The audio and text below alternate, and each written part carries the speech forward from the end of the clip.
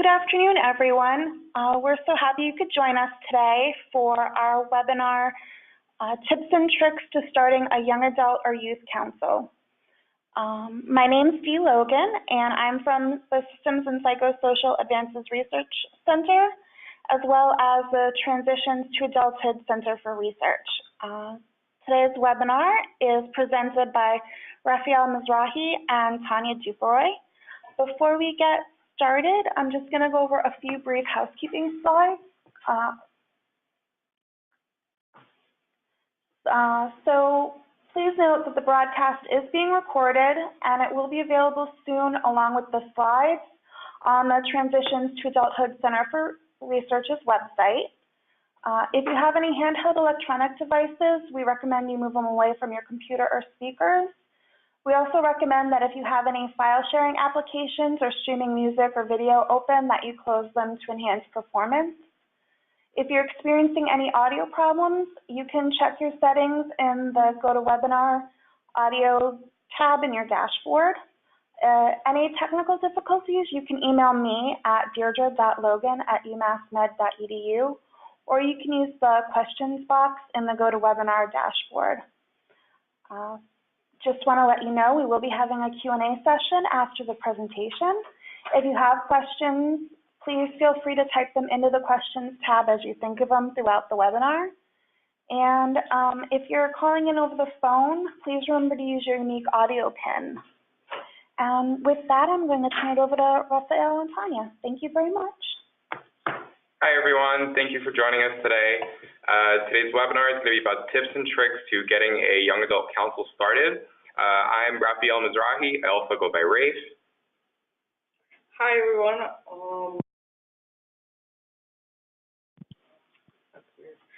My name is Tania Duperoy. I'm a project coordinator here at the Transitions to Adulthood Center for Research. I'm a research coordinator here at the center, and Tania and I are both co-facilitators on the Youth Advisory Board that we're going to talk a little bit about in a few minutes. So just some objectives for today's workshop. We're hoping to first describe how youth councils can help promote a national diverse youth voice, and also how they can improve and educate the mental health community and beyond.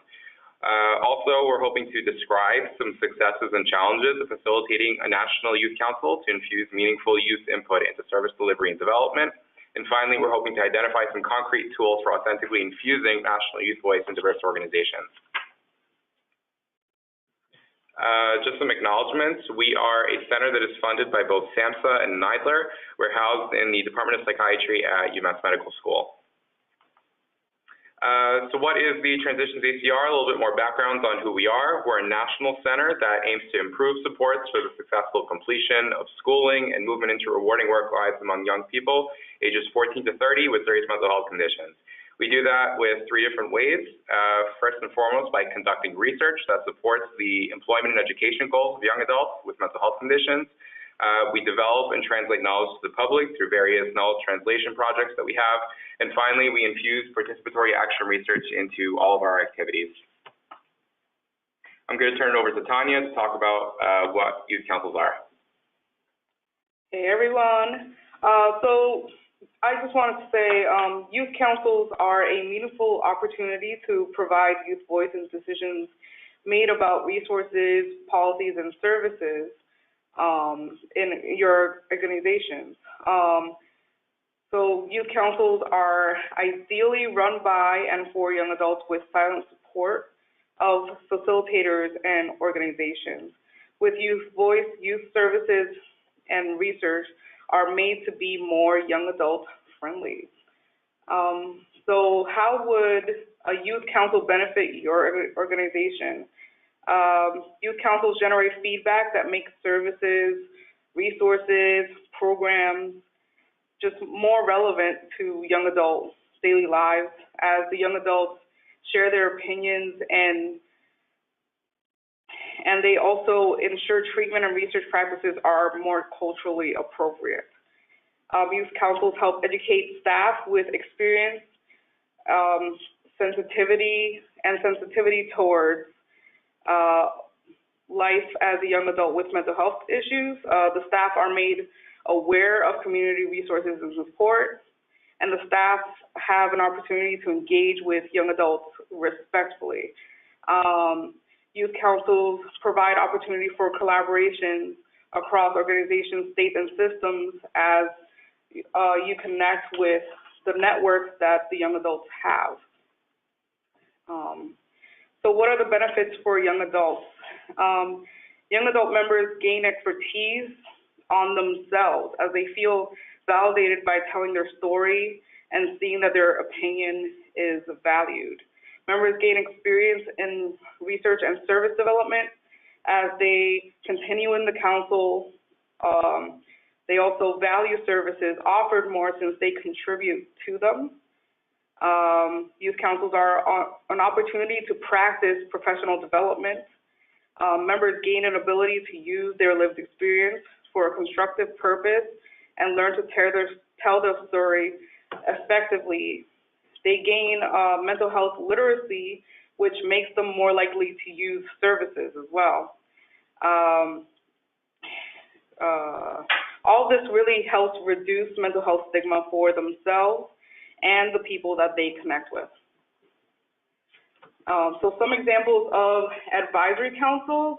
We have an advisory council here in the state of Massachusetts, sponsored by the Department of Mental Health. It's really a council that gives feedback to all the services and anyone who wants to go through that services the young adults in the state of Massachusetts, whether it be anyone creating a website, anyone creating a program, or anyone just changing their program to be more young adult friendly. Here at the Spark Center that we work under, we have a Me and You Advisory Council that stands for Mental Health Experience and Years of Understanding. And what they do is that they provide feedback on the research and products done here, as well as go out to the community and connect to any advisory councils in the area. In the state of Delaware, here at the Transitions ACR, we do a free technical assistance, and so we were kind of contacted by the state of Delaware to help create a youth advisory council for the vocational rehabilitation department over there. So that's pretty awesome. And over here, within our center, we have a national virtual online council that helps give feedback to our own products. And, you know, I don't want to say much more because Rafe will now take this section to help explain more about the Youth Advisory Board. Thanks, Tania. So Tania just explained, you know, how members benefit from being part of a council. And we recognized this when we started our center here at the Transitions ACR. Back then we were known as the Transitions Research and Training Center, Transitions RTC. But the app's been around now for about, I don't know, 4 or 5 years, something like that. In our most recent iteration, we've just got some, how should I say, kind of just some background to give you guys a picture of what the app looks like now, what it's been like for the past 2 years. So we have 8 to 10 paid consultants who are members on our board. Average age is 23. They're all young adults with mental health conditions between the ages of 14 and 30 that come from a group of very diverse backgrounds. They help give us feedback on research-related products and projects. And they really see all of the research and dissemination activities that go on here at the Transitions ACR. We meet monthly for 2 hours, and we use a virtual online meeting platform. We used to use GoToMeeting. We're currently using Zoom, though. Just a little bit about diversity in the app. I think the diversity that we have is really one of the most incredible things that makes the group run as it does. This is a word poem that Tania came up with to kind of illustrate some of the different words or, you know, labels that would help describe some of our YAB members. You know, they come from a group of different genders, ethnicities, races, religions, sexual orientations. They come from different geographic backgrounds throughout the country. different experiences in education, employment. They differ clinically by their diagnosis, as well as having experience in the criminal justice system, the foster care system, really just a very, very diverse group of people who come from a lot of different programs around the country that we've continued to learn about as we've engaged these members. So, you know, like I said, I really think the diversity is one of the pieces that makes the YAB what it is today. So, whenever you have a youth council, it's not just benefiting the members, but it's really a win-win situation that both parties, the members who join, as well as the organization that sponsors, gets to benefit from. So some ways that we've benefited from having YAB involvement is by having more authentic and rich interviews that we've used in our research studies. We've come up with stronger tip sheets and knowledge-sharing materials. We've benefited in engaging youth in our research as participants. We've had stronger connection to media and technology to understand what young adults kind of use nowadays for social media and things like that. And finally, we've had strengthened relationships with both local and national mental health community, as I've said already. Just some member experiences that has been really cool to kind of hear what it's been like as an experience for the YAB members, to see what they think of, you know, kind of their experience being a part of the YAB. So some members have said, I can give advice to those who need it. Those who have lived experience might need those services, and you can find out about resources from other members. Also, being able to learn from other people, you can take that knowledge and grow from that and garner life experience. And finally, because we're all from different areas, we can all see the different perspectives of people from around the country. Part of the benefit that we get from having such a diverse group of people is that even the members themselves, you know, recognize the incredible diversity that's part of the YAB. And, you know, they've seen, it's not just about, you know, what you call a traffic circle or a roundabout or something like that, but it's really, you know, kind of seeing what mental health communities around the country are like, which has been really interesting and really rewarding for Tania and I. So let's talk about some YAB member roles and expectations. The YAB members are paid consultants, and we kind of expect professional etiquette, you know, fitting that of a paid consultant. And with that, we discuss some roles and expectations before we bring them on. So first and foremost, one of their expectations is to provide feedback on research and knowledge sharing, knowledge translation activities that we have in our center. Disclosure expectations. This is something that is incredibly important to discuss and be absolutely clear about with all of your members if you're thinking about joining or starting up a youth council in your organization.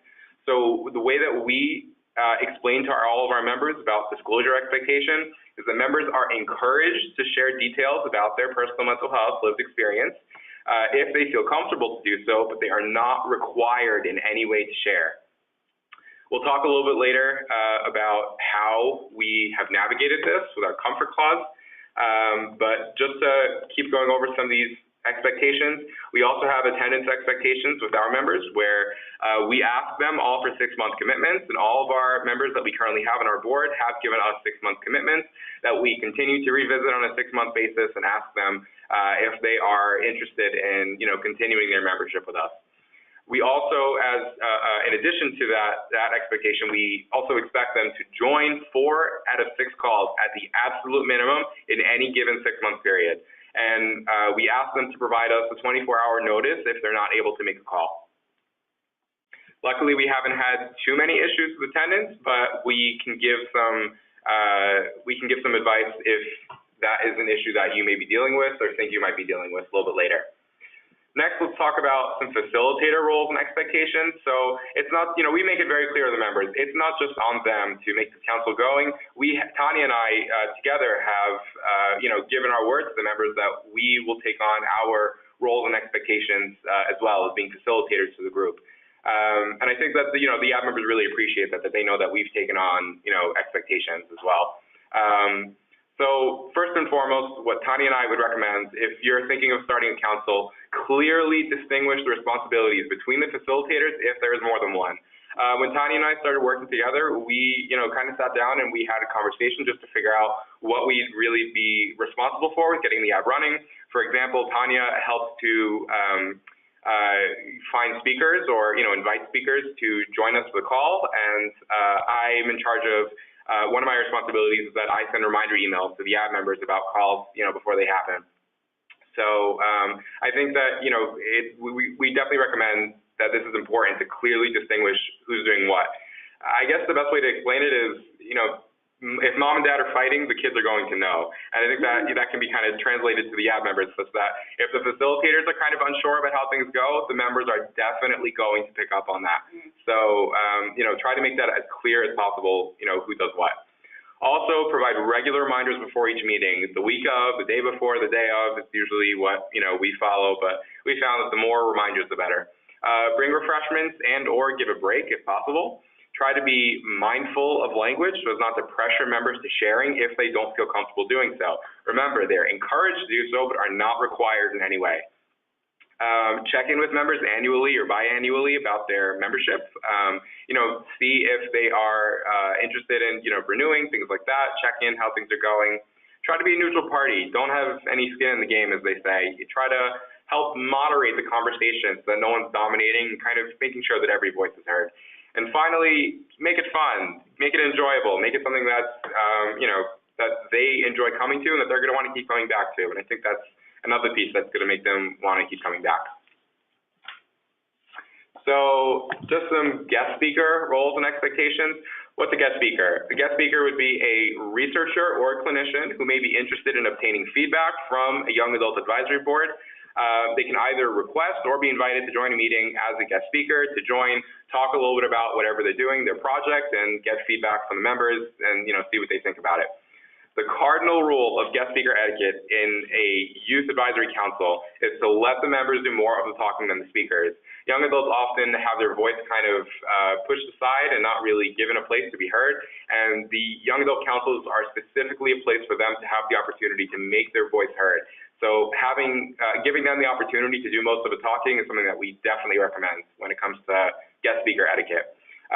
Also, welcome and listen to all feedback, regardless of whether or not it's able to be implemented. You definitely don't want to cut off a member mid-sentence just because the feedback that they're trying to give, the idea, is not something that's feasibly possible to do. Welcome it and listen to all of it and use the feedback later as you're able to do so.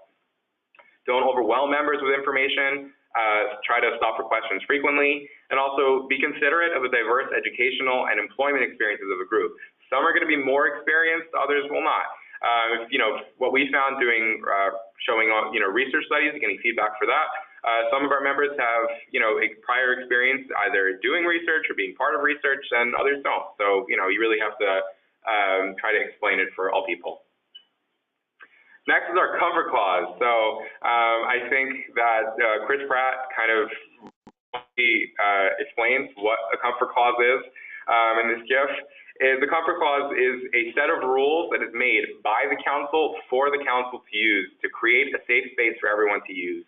And the comfort clauses can be used even outside of the context of young adult councils. It's just something that works brilliantly when it comes to young adult councils that we highly recommend, that we've been using for a while. This comfort clause here is one that was made by the ad members that, what do you think that you would need in order to have a safe space for everyone to use? What would you need in order to feel comfortable talking about your own lived experience, things like that? And so they came up with the following that I'll explain one by one. Using person-first language. So for example, referring to someone as a person with schizophrenia, not as a schizophrenic. Or another example would be a person with autism, not an autistic person, because they really wanted to highlight that they are people before their diagnoses. Their diagnoses do not define them. They're just a part of who they are as people. Staying engaged is also very important to them, that, they essentially decided as a group that anyone's welcome to say pass, but, you either say pass or you give feedback, but you want to, it was important to them that everybody stay engaged, at least a little bit. The Vegas rule, so, the old saying, what happens in Vegas stays in Vegas. And, they kind of adopted that as their confidentiality clause, saying, whatever happens on the council should be left there and shouldn't be discussed, outside of the council. Open honesty, no judgment. All the members recognize how much of a diverse group of people that they have there, and, with diverse people comes differing opinions on certain things. So recognizing that and not judging if there's a difference of opinion on something. Finally, the oops and ouch clause, which is where if someone says something that may be exclusive or hurtful, one member can say ouch, and the other member can say oops and kind of recognize that they may have said something exclusive and kind of edit their language to become more inclusive for everybody. And as always, the comfort clause can always be changed, and it's able to be edited in order to make it more of a welcoming place for everyone to use. If there's new members coming on, which is common, having high turnover for young adult councils, saying that the comfort clause can always be changed just to welcome any new members if there's anything that they want to add to the clause as well. I'm going to pass it over to Tania. She's going to talk about helpful tips to having a young adult council going. Cool. All right, guys. So I just wanted to start with some recommendations for how to prepare your team and or your young adults. So for the team, my first recommendation would be to ensure clarity across the organization on roles and the responsibility of the facilitators. Rafe was talking about having that clear role responsibilities. So make sure you have that, maybe have that in writing somewhere to make sure that it's replicable across the board. Also train facilitators and staff on effectively working with the young adult members. So that includes any cultural sensitivity on both sensitivity to backgrounds, on ethnicity or socioeconomic statuses, and of course, the culture of their age group as well. So not to forget that young adulthood is a tumultuous time. And so same thing for any guests attending or any speakers presenting at the council meetings, just making sure that they know how to have the proper etiquette to engage with the young adult members. For the young adults, provide thorough and comprehensive training, basically to make sure that they become acquainted well with how things are run and what the organization does. Make sure you have ongoing mentoring as they get acquainted to the council, topics brought up, changes made, and to see if they need any support along the way. Make sure you support ongoing professional development as they're part of the council. And so also little things may not seem that important to the people who are already working in the organization, but those little things can make all the difference. So make sure that you keep in mind things like bus times, filling out any forms to have them even get paid. If you need to train them on how to fill out a form, fill out examples or whatever. School semester, class times, finals. Just, young adults are undergoing constant change throughout all this ages 14 to 30. I mean, that's what our center is all about. And yeah, we really keep that in mind.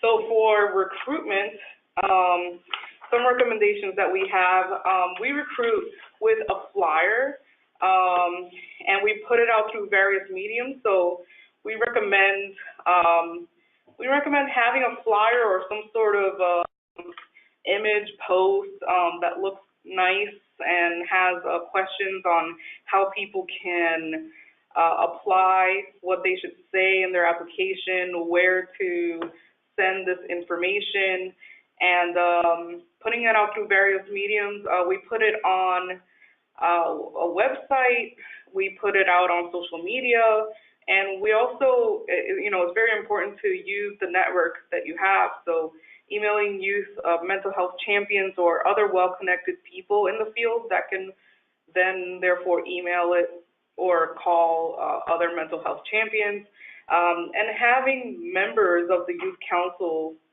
share it with their friends, why not?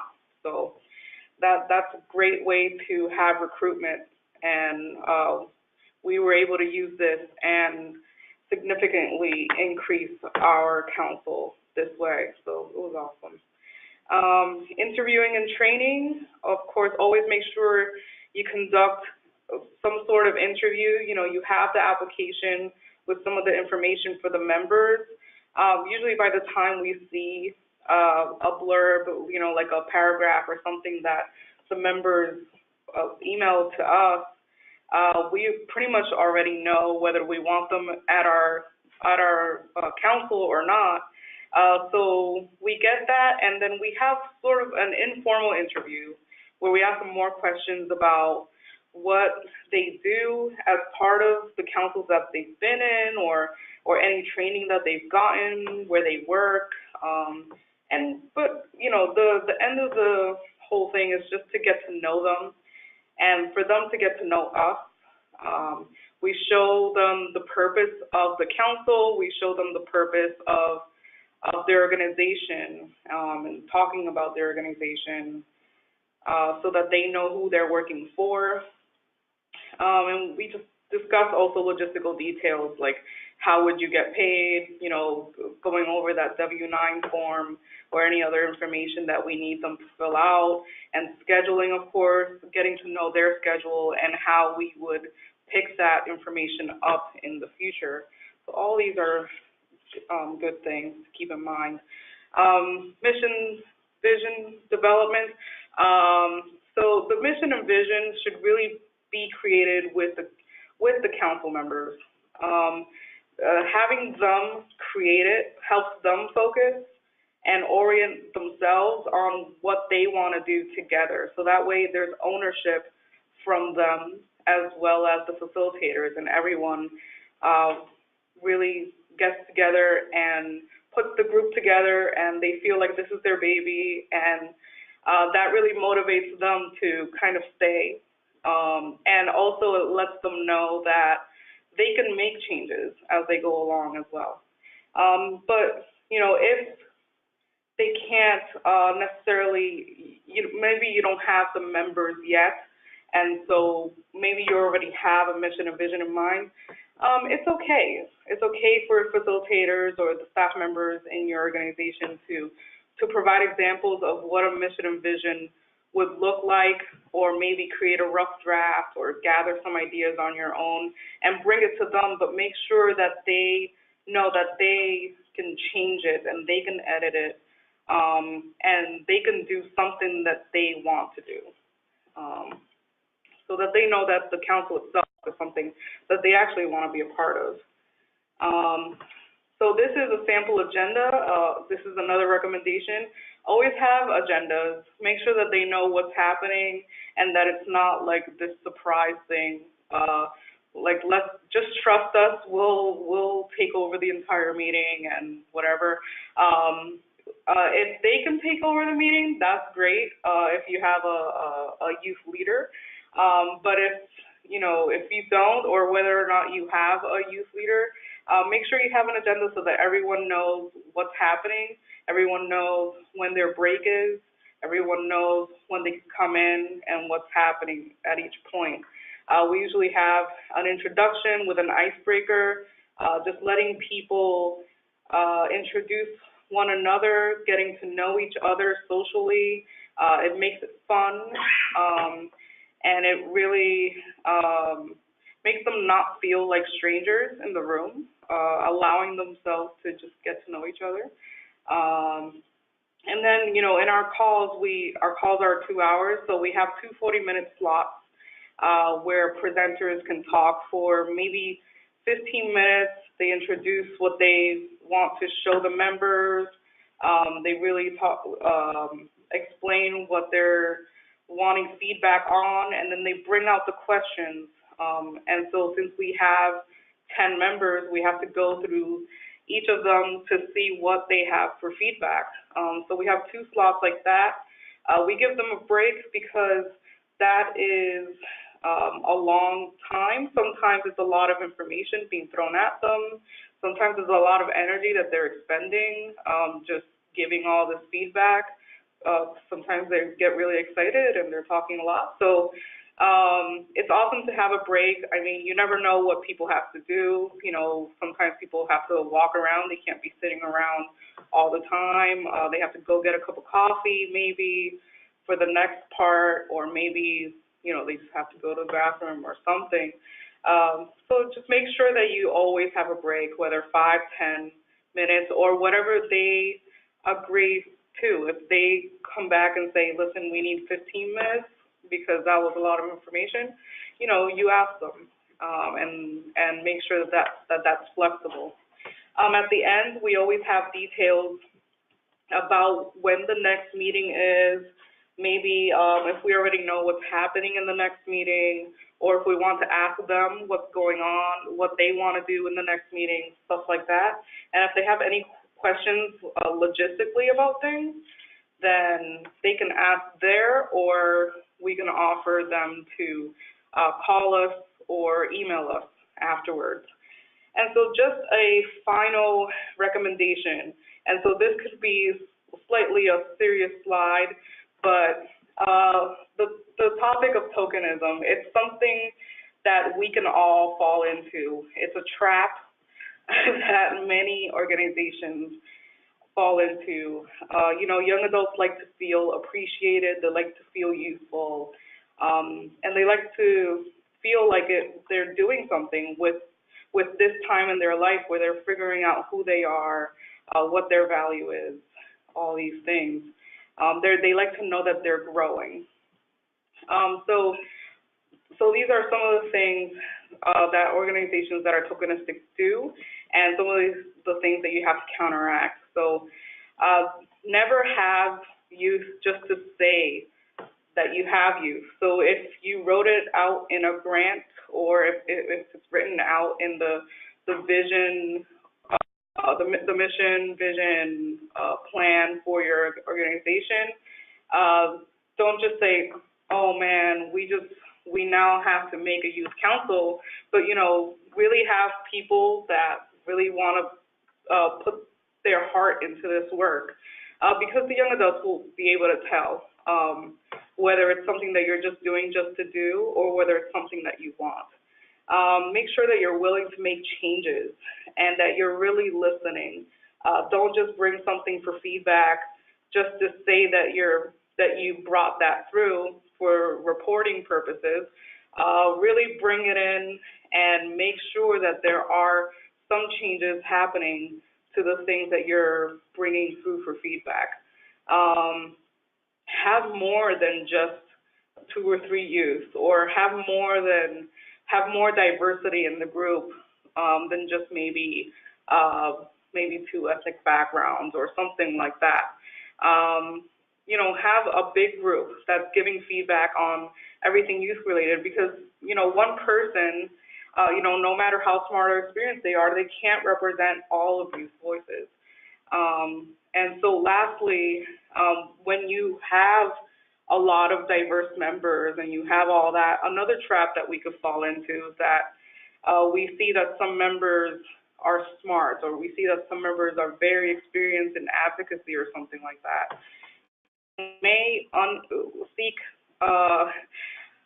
seek information, feedback from them unequally. So we might ask 1 or 2 members for more feedback than we ask for other members. So just making sure that you pass through each member and ask them what their feedback is, because you never know, you'll be surprised what people can bring to the table. And so, yeah, I want to pass it now to Rafe to talk about some of the successes and challenges we have had with the YAP. Thanks, Tania. So as you said, successes and challenges, some things that you might want to keep in mind, and hopefully we'll be able to help you. First, I think the biggest thing that we need to talk about is scheduling. Being flexible with young adults is key. Finding a time and location that works for young adults to attend is definitely going to be challenging, almost guaranteed, because young adults' lives developmentally are frequently changing, you know, because of school, because of work, family, accessing services, whatever they're doing, their schedules are going to be changing a lot. So it's important to be as flexible as possible.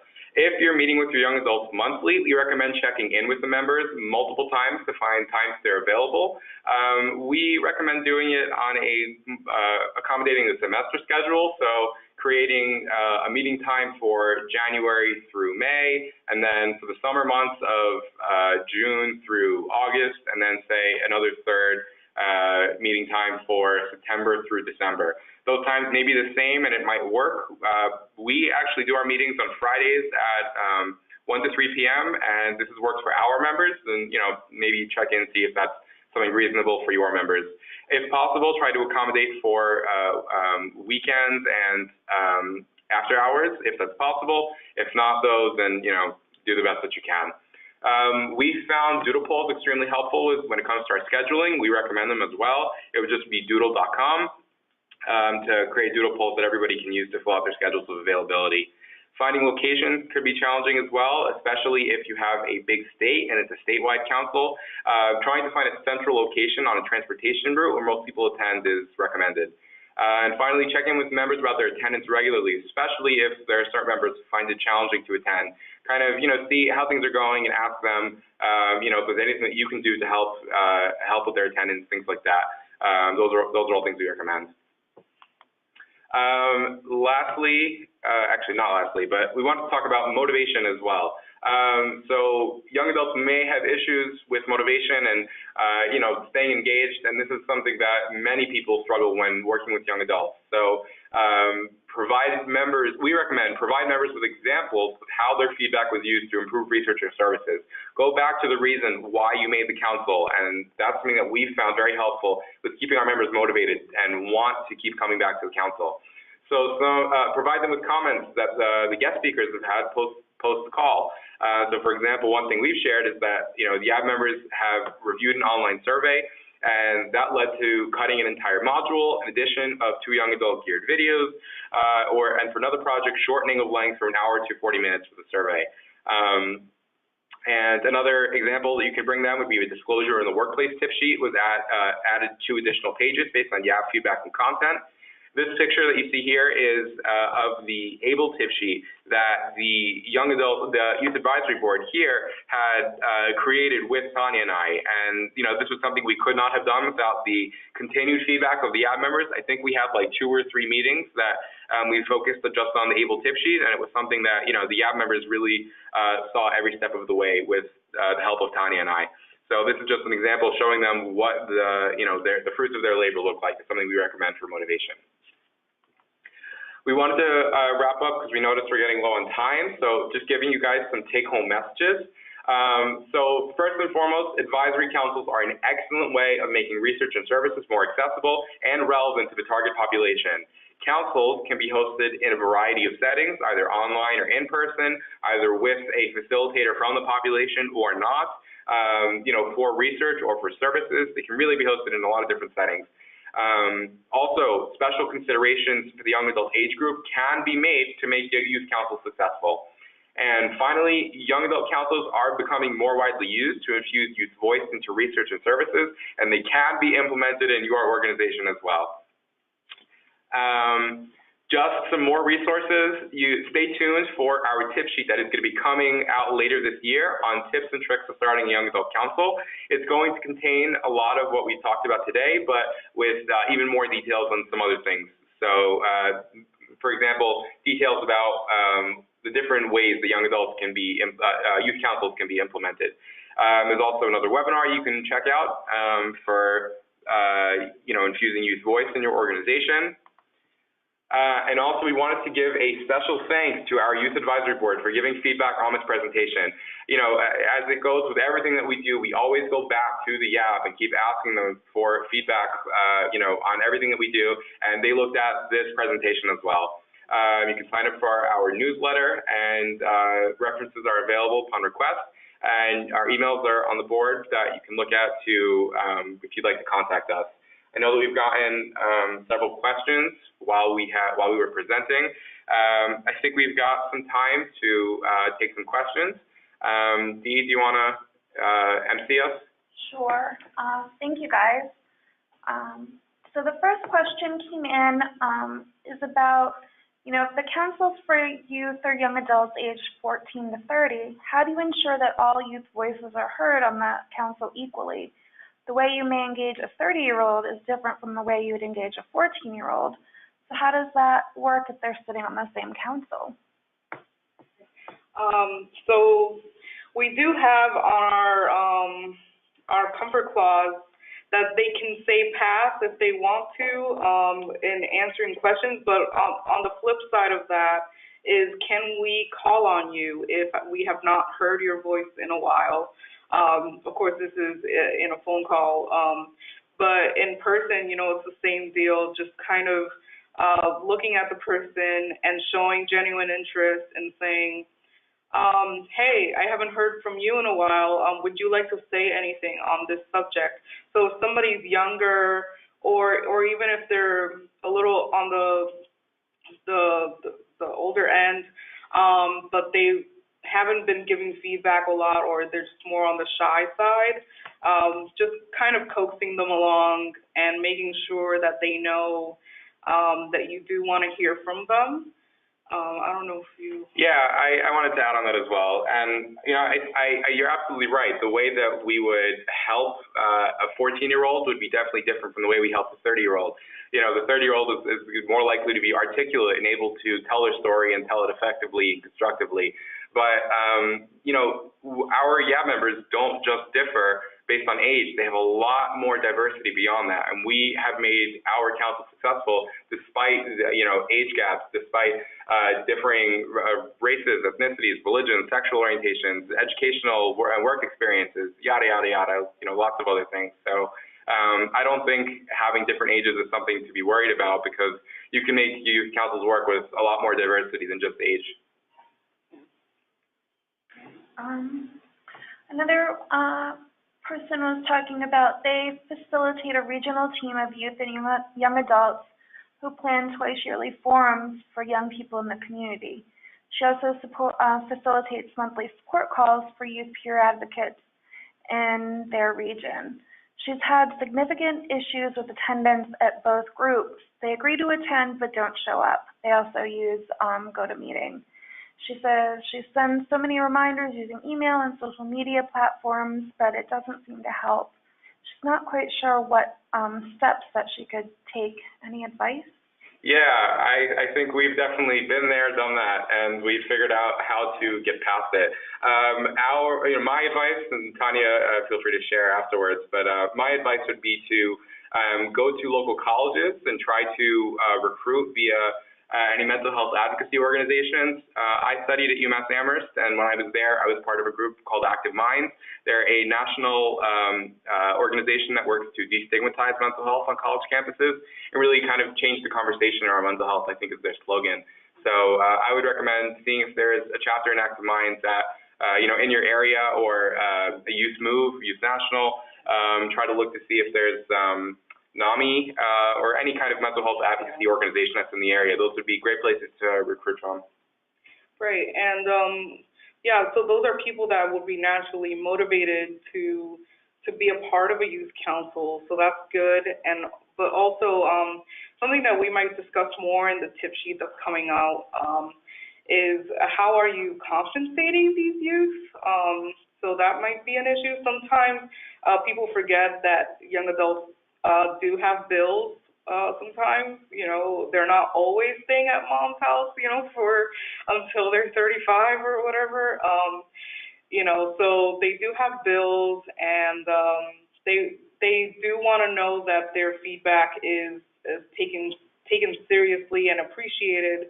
So sometimes they would like to get paid, or at least, let's say if it's a council in person, having food is a great motivator to even be there. Like I said, making it, or, Race and I were talking about making it fun. Young adults are very much interested in social development around this time, or not just development, but just kind of making sure that they're staying social in this time. So just making sure that you have an outlet for them to be social within the council itself and getting to know each other is very important. We weren't just saying those things to kind of say, oh, this is fun. These are actual things that make them motivated to even stay in the council itself. So just being social, getting paid, having food, or different things like that. I'm not sure if I'm forgetting something. But. No, absolutely. I think you've said it very well, Tania, and agreed. I think financial incentives can definitely make a world of a difference. So that's one thing we would recommend if possible. So on that same topic, what do you think is a good stipend, or if you've hired them as contractors, is it cash? Is it a gift card? Like how, and is there a dollar amount you'd recommend, or do you know? Personally, we give compensate $30 an hour. We give this because we show that we highly value our YAB members for their feedback. We understand that might not always be feasible for every organization, depending on, especially if you have a larger council, but, $15 to $20 an hour would definitely be appreciated. Try to at least meet minimum wage, something like that. And even gift cards, I think, would be appreciated too. Like gift cards to like a Dunkin' Donuts or Starbucks or Walmart, Target. Stuff like that. All those things are things that they can use on a daily basis. Yep. Cool. So you did talk about clarity of roles. Do you ever have situations where your organization has an idea of what the youth council's role is, but the youth council itself sees themselves in a completely different role? I don't think we have struggled with that, but I think it's not too difficult for us to see how that might happen in an organization. I'm not too sure about what to say. Tania, do you have any advice for that one? I was actually part of a youth advisory council a while ago. So I can't really name it, but the organization saw it in a certain light, and the youth wanted to do more, and so sometimes we got together and would say, hey, we're more than this. We want to do more than this. We have more previous experience than this. Is there a way we can do A, B, and C? And then sometimes the organization wouldn't want to, they weren't interested in those things. So, sometimes there are differences in how people want to do things. And so if the organization can't be flexible to that, or if, basically, I would just recommend being flexible to what the young adults want to do, and if not, maybe sometimes it gets down to recruiting other young adults that would want to be interested in what the organization wants. So it's a sad dilemma, but happens. Absolutely. I recognize that, before we came here, Tania and I invited our YAB members to join the webinar and see if they'd be interested in taking the mic, talk a little bit about a little bit about their experience here. Is there any way for you to look to see if any of our YAB members are on? If any of our YAB members are listening now, if you can just shout out in the chat box to Dee, she might be able to pass over the mic to you to make you able to be heard.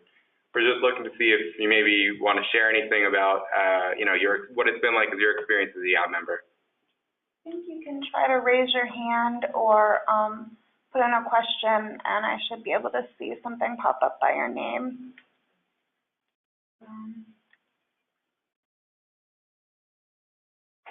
While we're waiting for that. Yeah, we can take another question while we wait. So someone was wondering, I know we have a funding source, but are there other ways to pay for a council, or any recommendations for how to get funding sources that you know of? That's a tough one for us to answer for sure. I think, you can always go the philanthropic route with trying to look for donations to fund a council. We recognize that isn't, feasible for a long term, but it's something you might be able to consider if you don't, and that's assuming you don't have any way to get funding through your organization. Anything that's able to be put in by the organization would be ideal. Tania, any advice?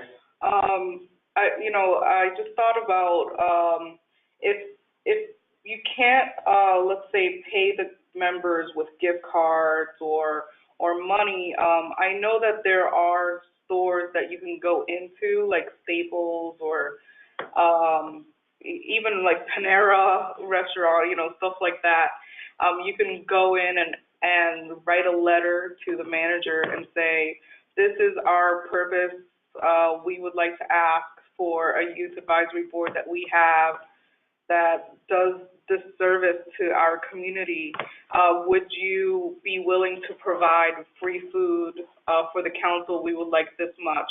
Or would you be willing to provide a gift card? Or would you be willing to provide gift pens or something for our organizations, for our council to show appreciation, for us to show appreciation for them? Sometimes, sometimes there are grocery stores or different stores like this are actually willing to donate towards your purpose. Yeah, council. No one's popped up yet, but I have a couple more questions. Mm-hmm. Like you said, they don't have to participate if they don't want to. Yeah, absolutely, absolutely. So someone was wondering, how did you create a curriculum for the Youth Advisory Board? Good question. Tania? Curriculum, huh? I would like to ask what you mean by curriculum, but I guess we wrote out a proposal for the Youth Advisory Board in our original grant from 5 years ago, 4 years ago. And so we started the Youth Advisory Board then to even write it out for these next 5 years, and they were able to give us feedback on that and to stay on. So it was really awesome to just write it into the proposal and have buy-in from our faculty members here at the Research Center. Yeah, I think having that buy-in from our superiors and from the director of our center was something that really made our council be able to exist. Having that top-down buy-in, we cannot stress the importance and the value of having that when it comes to valuing youth voice especially. So if you can get that, that is the absolute ideal situation. It looks like we have one of our members here who might be interested in talking. Derek, we heard that you are in. Dee is trying to work to see how to make it so that you can kind of use your mic. We'll need to unmute himself. Yeah, don't forget to unmute yourself, Derek. Let us know if you can hear us. We'll let you know when we hear you. You wanted to make him a presenter? Yeah, go ahead. Let's see if I can do that. Okay, so he is a presenter now. So Derek, you might want to make sure that you either called in or are using your computer audio. It seems like, okay, there you go. You're unmuted now. Oh, okay. Can you guys hear me now? Yeah, great. We can hear you. So Derek, tell us what it's been like being a part of the YAB. Well, I've been a part of the YAB now for I think I've been working with you guys for about 1.5 years now. I think since January of last year. And this has been awesome.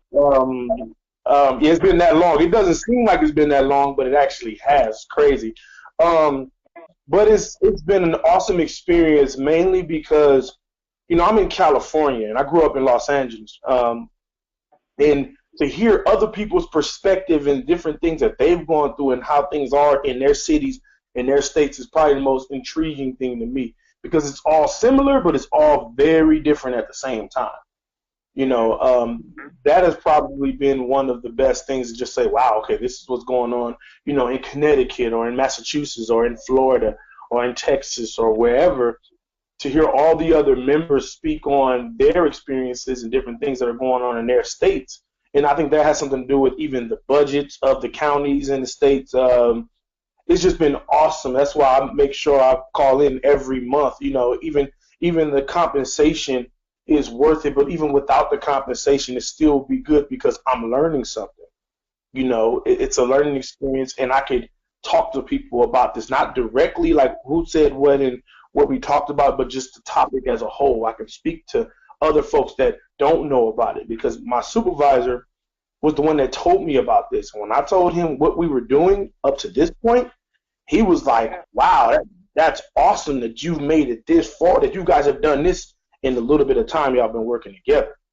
So he says he's glad he passed me that information, and not only did he pass it to me, I was like, oh, let me try this out and see what it's about. And yeah, it's been awesome. It's been an awesome experience. Thank you, Derek. That's so great. Yeah. Derek, are you okay if maybe taking a couple of Q&As from the audience if they have any questions for you? Sure, why not? Okay. We've only got just another couple of minutes. Folks, let us know if you have any questions for Derek. While people are typing in, we have one last question that has come in regarding tokenism. How can an organization move from tokenism to genuine involvement?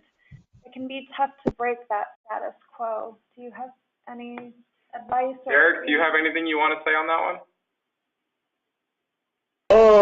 No, not at the moment. I'm sorry. No worries. So, Tania, I'll let you take this one. Okay.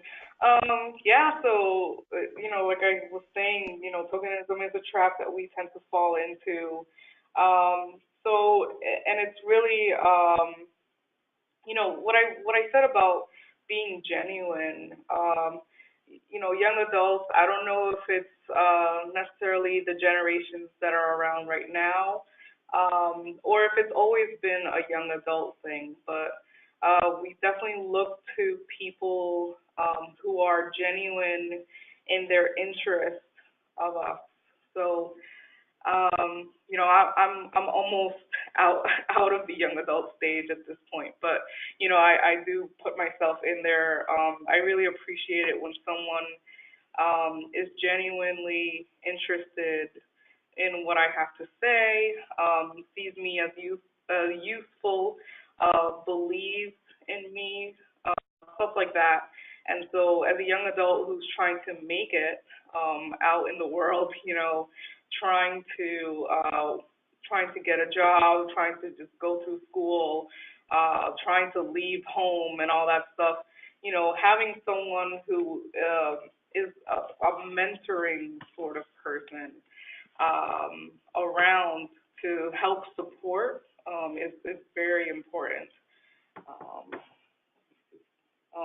Okay, so that's what I mean by I do have something to say on that. I'm sorry. I do want to speak on it.